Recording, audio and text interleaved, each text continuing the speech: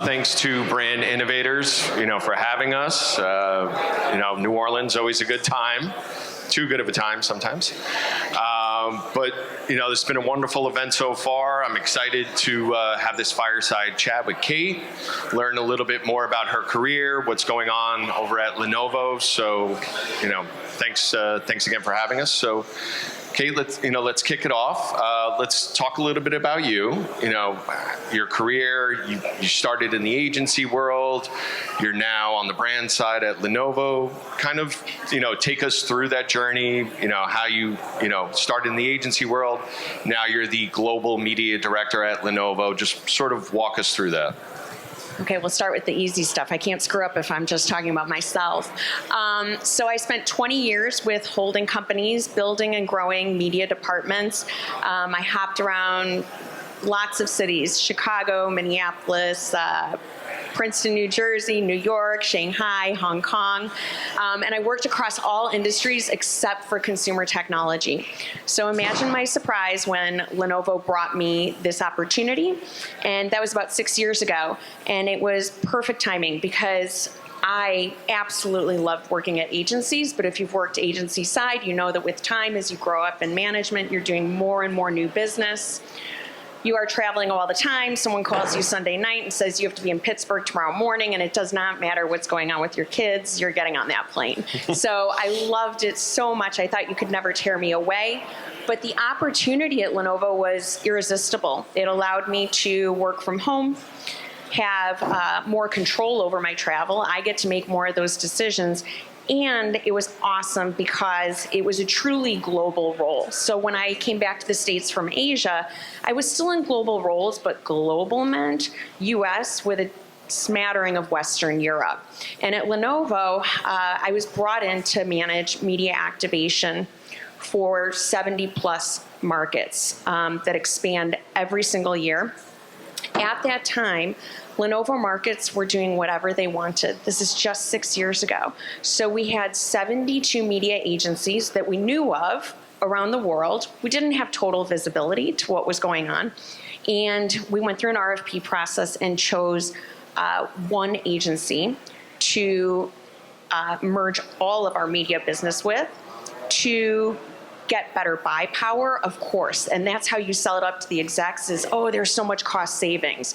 But really, it was the opportunity to gain visibility to what was actually happening around the world and then try to get some type of uniformity without the loss of localization that they all feared. So the first few years at Lenovo, we were just standing up this new operation. We were establishing processes, SLAs, staffing, templates, and then we started to look at quality, try to improve the bar on quality. We pulled all of our data into one place so that we understood what the heck was happening. We instituted taxonomy, which is the least sexy thing you can talk about, but one of the most important, so that we could make data-informed decisions. And we started to move toward a hybrid agency model. So we started hiring media experts on the inside at Lenovo to work together with our agencies on the outside. And I'm not an advocate of 100% in-housing. I think things grow stale. You don't have the same access to flexible bandwidth and innovation and new ideas from outside of your industry. So we will always have relationships with our external agencies, of which there are 3 now. But three is a lot better than 72. So much better, yes. I know all their names. I know who to call, and we operate as one team. It's fantastic. And as our in-house capabilities have grown, and as operationally things have become more smooth, I've been able to move into more of a strategic role. So now I lead global media strategy, which the former role was fine. It was a lot broader, but I'm more passionate about this.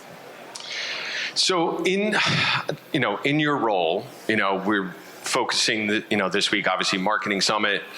There's brand marketing, there's product marketing. Let's kind of talk about what Lenovo's doing now. What's the strategy? Where's the brand going? Products you're focusing on? What's going on lately at Lenovo? I often get frustrated at Lenovo because I feel like I want to move faster, and yet we do move so fast. If I look at where we were 6 years ago, it's just at the extreme end of this continuum where all of our campaigns were very product focused. And I understand why. We were rolling out innovative product features, things that none of our competitors were doing, and we were so excited to put them at the forefront and tell people about them. But over time, in isolated places, we saw some of our sub-brands taking a different approach. And they would put the audience first, develop stories, connect people through their passions, and show our tech as the enabler in the pursuit of their passions versus saying, here's our really awesome product with no context at all. And we saw that that was more effective. And for me, the metrics that I look at primarily are brand metrics. And we saw that that was resonating far more with the audience. So I'll give the example of yoga. So yoga was the first ever convertible laptop, meaning that it can flip 360 degrees on the hinge, so you can stand it up, you can use it as a tablet, and then we continued to innovate on that form factor. So it became a detachable. It was a touch screen with a stylus. You could stick the stylus into the hinge so that you wouldn't lose it. And we just kept adding these really cool features, better camera, et cetera, and talking about the features. But today, we feature people who are creative in their careers or as a deep passion, not just a hobby, but something they invest a lot of time in, and they require the use of laptops. So these are not iPhone photographers. These are people who are doing animation, 3D. These are landscape architects, fashion designers. And we find people who have the best stories to tell, who are already making use of our technology and all the software that they can run on it, and then they show their artwork to their own followers on Instagram, on YouTube, et cetera, and then we put more investment behind that.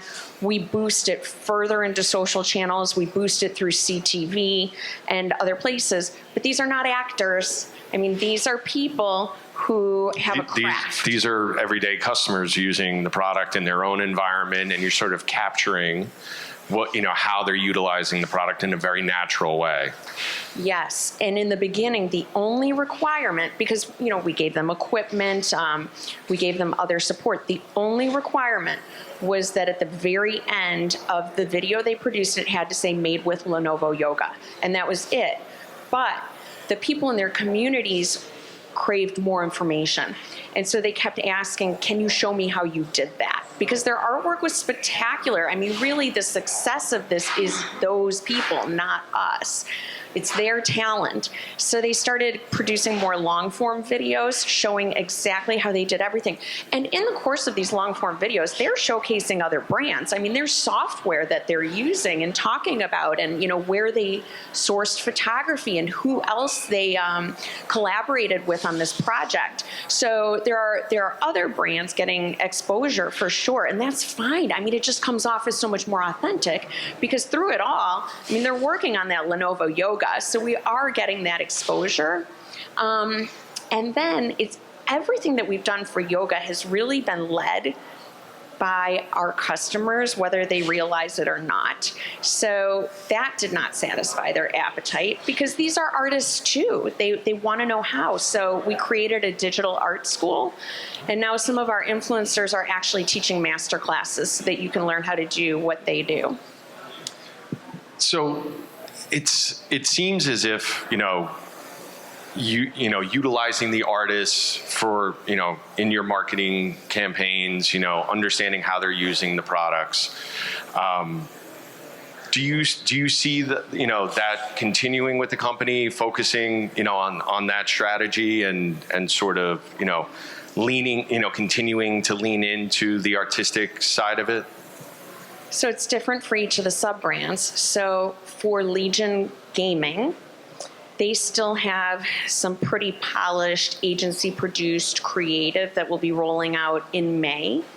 But they do have a separate but complementary track of messaging where they're using gaming influencers, streamers, there's esports, and that enables them to get a little bit deeper into the community and use the voices that are trusted by gamers when they're making decisions or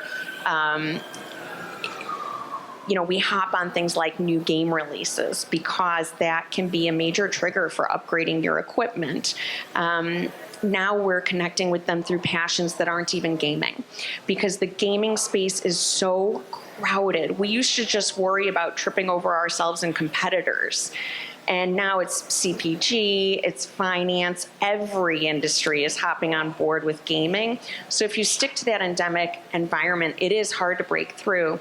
So now more and more, we are connecting with our gamers through passions that so many of them have. Sci-fi, anime, action movies. And there are other interests like entrepreneurship, technology, so that's good. The possibilities are endless, yes. Opening it up that way. Yes. So that idea of putting the audience first and what they're passionate about and just positioning our technology, like letting us take a little bit more of a back seat, but positioning our tech as the enabler, that's been really effective. And so I see that happening across more and more of our sub-brands. All right, let's pivot a little bit. It's a sports marketing upfront. It's the Super Bowl. Let's talk about sports and what Lenovo has done in the past. You guys have done some team partnerships locally. You had a global partnership with F1. Can you talk about that a little bit? How did it go? Successes, challenges. How did it work out for the brand? So in the geos and in the markets, sports marketing has been going on for a very long time, but that wasn't on my radar because I only work on programs that span at least our top 8 or 9 priority markets. So sports marketing first came on my radar at Lenovo about 4 years ago when we inked our first deal, and that was with F1. We have 3 years under our belt. We've just signed on for the 4th, but I'll tell you a little bit about what led to that. So it might surprise you to know that Lenovo is the #1 PC manufacturer in the world. When I tell people that in the States, they're surprised. We lag far behind our competitors in nearly all of our markets in terms of brand health, even if we're the #1 or 2 in terms of sales. Our value products are our cash cows. So you might have been introduced to Lenovo first because your kid brought home a Chromebook from school during COVID. Those are great products. They serve a purpose. They're highly durable. Your kid can drop it 20 times. It will not break. But in order to grow our business, we need to get people to think of us when they're making premium purchases. And I stand behind the products. The products are innovative. They're best in class. But people don't know that. We also want to broaden beyond devices, offering services and solutions, but people don't know us for that yet. And so brand is becoming more and more important, not just at the sub-brand level. So we started there. We used to market Yoga and Legion without even saying Lenovo. So over the past few years, it's become mandatory to always say Lenovo Yoga, Lenovo Legion, so that people, it sticks in their mind, the brand and the product. Yes. I mean, there are people out there who love their yogas and love their Legions. And when they're talking about that, we want people to also be thinking Lenovo because it will help the master brand. And we never had a master brand campaign before. And I can't say that's why the F1 partnership was struck because I wasn't the one to make it happen. Maybe it happened quite organically at an event like this where some executives were just talking off to the side and they were like, hey, let's do this. Could be. But the story that I'll tell is also true. F1 was a great partner for a master brand effort because they offered us so many rich stories to tell. So all of our partners are also customers. But if your customer is just buying 5,000 laptops from you to arm their workforce, that is not a story to tell. That's not very interesting at all. And so you have to find partners who are addressing big technology challenges, ideally very closely related to that passion that people feel. And it has to cut across your product portfolio. So you can tell one story that ties in so many different things. So F1 offered us that opportunity, really big, meaty challenges to dig into together in the broadcast room, bringing the broadcast into living rooms all over the world. There's a good logistics story where our servers and all of our devices are very portable. We can help them get from city to city, 26 cities in just 40 weeks per year. So I was just going to say real quick, I don't think there's a sport out there that data and technology is so heavily ingrained in the sport. So it's perfect fit. it is. So that is probably the second point. It's the image. You know, what is the image that they embody? Well, highly premium for sure, and that is something that we aspire to with certain audiences that we serve. High tech, high performing, fast.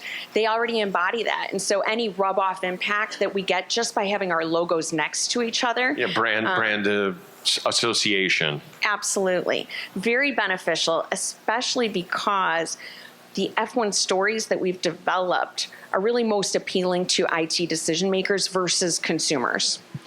And also there's high audience overlap. So the percentage of C-suite and ITDMs in all of our markets who are also F1 fans, it's very high. And those words that we said, like high performance, fast, innovative, that's what we want our B2B prospects to think of us as. So it was a perfect partnership, but it's a bit lazy and such a wasted opportunity if you're just like slapping your logos up next to each other. So there's always real stories behind all of our a story to build along with that process. Yeah. So staying in the sports marketing world, we're at the Super Bowl. The Super Bowl is easily the biggest sporting event in America. But for, globally, for the rest of the World Cup is the biggest event. And Lenovo is partnering with FIFA now. The World Cup is coming to America in 2026. Can you talk a little bit about how that partnership started and sort of the vision for the partnership with FIFA and World Cup coming up? Isn't it exciting when your professional interests and your personal interests collide, and you just never saw it happening? So when we announced our F1 partnership, all of my European colleagues were over the moon. I thought this will be an interesting challenge and I'll get to learn new things. But when we announced FIFA, which was not so much of a secret as it was named Project Lasso internally. Amazing. That's amazing. Didn't take much to figure out what was happening there. That was incredibly exciting, and I'm considered way cooler by my kids now. But one of the I shouldn't say quite shortcoming, but the F1 partnership was really perfect for us to talk to ITMs and C-suite. But what we saw happening in the markets, because they had such a strong appetite to have a master brand campaign that was equally as exciting as F1, but for consumers, we saw them deviating from strategy. And that doesn't usually happen. Usually our strategies are flexible enough that they're really embraced by the markets, and the markets make them even better and stronger and localized and immersed in the community. But with F1, we saw a lot of deviation. So what that means is they received a pot of money. We took a global pot of money and we distributed it to the markets, and they had goals to achieve with mid to large size enterprises. And we saw some crazy stuff, like taking these rich, complex B2B stories and pulling out pieces to dumb them down a little bit so that it would be more appealing to consumers. And then they could run that on mass media. So we saw television news sponsorships with our logo and F1's. And we saw shopping mall advertising, and even our logo, F1's logo, and a car projected on the Burj Khalifa. Oh, wow. So talk about mass, not targeted media at all. And those ideas were not terrible ideas, I'm sure that they had impact. And the local people who thought of them were really excited and would talk about unaided brand awareness. Yes, it had value, but it diluted what we were able to do in B2B, which was a problem. And so that's kind of where FIFA enters the picture. Everyone was craving a master brand campaign, a big, exciting partnership that would appeal to a broader set of our audiences. I can't talk about FIFA a lot because the World Cup partnership was just announced in October. And so we're really working on objectives and strategy. But I can talk about why we selected FIFA. So the FIFA World Cup follower fan base, looking back at the 2022 metrics, it's 3 times larger than F1 in our priority markets. And if you think about any stories related to the FIFA World Cup, they should appeal to all soccer fans. Even if they're not following the World Cup, it's a soccer story. And so then your audience becomes 6 times greater than F1. And it's also a lot more diverse. So F1, people who follow F1 tend to be very affluent. And FIFA, it spans the full gamut. It's more ethnically diverse. It's more diverse in terms of age groups. Half of the world are soccer fans. And so we have a lot of flexibility in who we decide that we want to talk to and tell these stories to. And we're currently exploring 7 territories of technology challenges that FIFA has today. And our product developers and engineers are meeting to talk about which problems we can help to solve. And that's going to be part of what leads us to ultimately what audiences we're going to invest in telling these stories to. As you were explaining the differences between F1 and FIFA, I totally understand it. It's key decision makers, B2B, that audience in Formula One, and then just the mass reach of being associated with FIFA, with soccer, with the World Cup. It's almost a joint strategy, separate strategy, but working together to reach all those different audiences. It's totally complementary, but budget is also a thing. Like we've invested. It's very much a thing. And being a media person is hard. You are often the bad guy in the room who is telling people, no, you can't blow your entire investment on, one night of, a projection on the London Eye. We did that, but we did it in a really smart way. But at first, people come to you with these ideas and they're like, yeah, you told me to spread this investment out over 8 weeks, but I really just want to do this thing for 9 hours. So with FIFA, how did that get approved? That's a tough question. Tough answers to hand out there. But the London Eye projection. Yes, yeah. It was the day after Thanksgiving. Tons of people out and about walking around. We had a party on a boat on the Thames. We had journalists and influencers. There was a ton of social amplification. So that's something we've done more and more of because our marketers, they want to do the biggest, splashiest things. But if no one's there to see it, what does it matter? What value did you get? Social amplification. You have to make it exciting enough that people want to share it. All right, we have 2 minutes left. Does anybody have any questions? Anybody from the audience? Yes. Okay. Most of you fans are coming to Drive to Survive. Yes. You said about this partnership, visually being the edit of the show, and now see the logo. How much of a benefit or importance does it have? I missed the very last part, the actual question. So how much, you guys obviously did strategically put purpose for Drive to Survive, but organically was there because it is a partnership. Did you see any type of benefits after the season once the show? That was a North America decision, so I can't exactly tell you. But I know that even though the number of F1 fans in the U.S. as a percentage of the general population is far less than any other market that we care about, this partnership has still been extremely successful.